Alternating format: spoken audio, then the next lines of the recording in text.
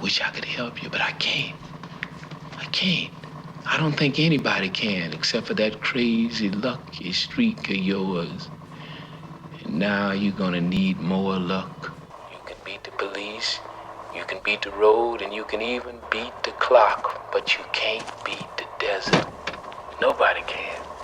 You just cannot. Go to hell.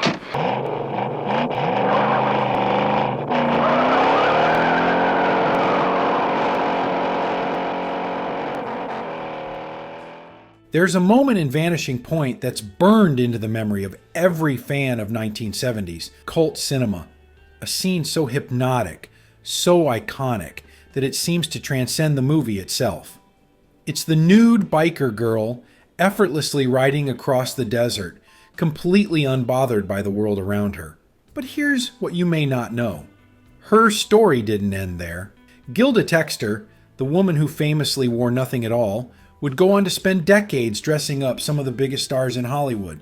But her story is just one of many fascinating details about this legendary film. Vanishing Point, released in 1971 and directed by Richard C. Sarafian, is an existential road movie disguised as a high-octane chase film. Barry Newman plays Kowalski, a Vietnam War veteran and ex-cop turned delivery driver who takes a bet that he can transport a 1970 Dodge Challenger from Denver to San Francisco in just 15 hours. What follows is a relentless pursuit, fueled by speed, rebellion, and the open road with a blind DJ named Super Soul, played by Cleveland Little, turning Kowalski into a folk hero for the counterculture generation. One of the most enduring elements of Vanishing Point is the 1970 Dodge Challenger RT 440 Magnum, a muscle car that became an icon thanks to the film. The production team used multiple white Challengers loaned from Chrysler, which were ultimately destroyed or returned to the company, only to be crushed out of frustration over the film's themes of rebellion and anti-authority. Ironically, this very movie helped solidify the Challenger's legendary status among car enthusiasts.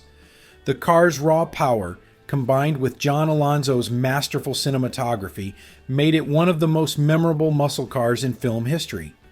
The film's stunts were handled by legendary stunt coordinator Carrie Lofton, who had worked on Bullitt and The French Connection. In one jaw-dropping behind-the-scenes story, Lofton was pulled over while driving a Challenger at 145 miles per hour on a New Mexico highway, with police unable to catch up to him. The crew had to convince the authorities that he was merely testing the car, a complete fabrication. Lofton's expertise in handling high-speed sequences gave Vanishing Point an authenticity that many car movies lack. The stunts were real, performed with precision, and executed without CGI or excessive safety measures. Another lesser-known fact is that Vanishing Point originally included a role for Charlotte Rampling as a mysterious hitchhiker, meant to symbolize death. Her scenes were entirely cut from the US release, though they remained in the UK version. This deletion left a major plot hole. Without her, Kowalski's sudden shift in attitude near the end of the film feels unexplained. Her character's ethereal presence added a surrealist layer to the film, reinforcing its existential themes. Many fans and critics who have seen the UK version argue that her inclusion gives the movie a deeper philosophical undertone. Then there's Gilda Texter's memorable appearance as the nude motorcycle rider. While she spent Vanishing Point wearing absolutely nothing, she went on to spend decades behind the scenes as a costume designer. She worked on legendary films such as Robocop, Titanic, The Outsiders, and Thelma and Louise, proving that her Hollywood career was far from a fleeting moment. Her transition from actress to costume supervisor is a testament to her adaptability and skill within the industry. The production faced plenty of challenges, from a tight budget to an intense shooting schedule. Richard C. Sarafian was given $1.3 million to make the film, but ended up going over budget. Luckily, executive producer Richard Zanuck was so impressed with the footage that he personally authorized additional funds to complete the movie. The cast and crew endured grueling conditions, filming in remote desert locations where extreme heat and long hours were the norm. Despite the hardships, the authenticity of the film's setting and action sequences contributed to its lasting impact. The final explosive crash scene was actually accomplished using a 1967 Camaro shell loaded with explosives, rather than one of the precious remaining Challengers. The film's existential ending, with Kowalski's enigmatic smile before driving into the bulldozers, has sparked decades of debate. Was it suicide, an act of defiance, or something more symbolic? Some interpretations suggest that Kowalski saw the light between the bulldozers as a portal to another world, reinforcing the idea that he was leaving behind a meaningless existence for something greater.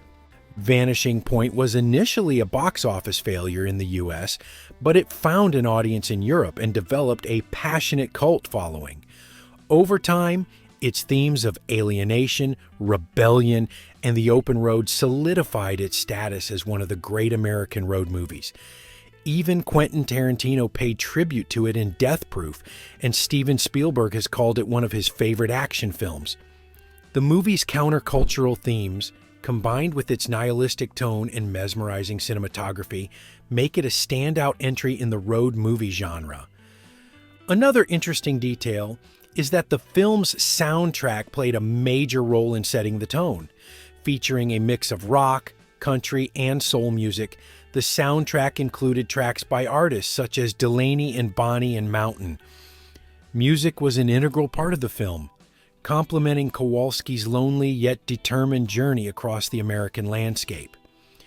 In an ironic twist, the white Dodge Challenger, originally loaned to the production by Chrysler, was completely destroyed, despite the automaker's hopes that the film would serve as good publicity. This highlights the disconnect between the studio's intentions and the film's rebellious message. What Chrysler expected to be a straightforward muscle car showcase became an anti-establishment statement that resonated with a generation questioning authority. Another fascinating tidbit: the film's depiction of law enforcement as a nearly omnipresent force mirrors the political climate of the early 1970s, a time when distrust in government and institutions was at an all-time high. The relentless pursuit of Kowalski by multiple state police forces adds to the film's feeling of inevitability. No matter how fast he drives, no matter how many tricks he pulls, the system is always one step behind him, waiting for him to slip up. Ultimately, Vanishing Point is more than just a car movie. It's a philosophical journey, an exploration of freedom, and a reflection of its era. It captures a sense of disillusionment and rebellion that still resonates today, making it a film that demands repeat viewings and deeper analysis. Now it's time to hear from you. Have you seen Vanishing Point? Did you know about its wild behind-the-scenes stories and deleted scenes? What do you think Kowalski's final moments meant? Let us know in the comments, and don't forget to like, subscribe, and hit the bell for more deep dives into the stories behind the movies you love.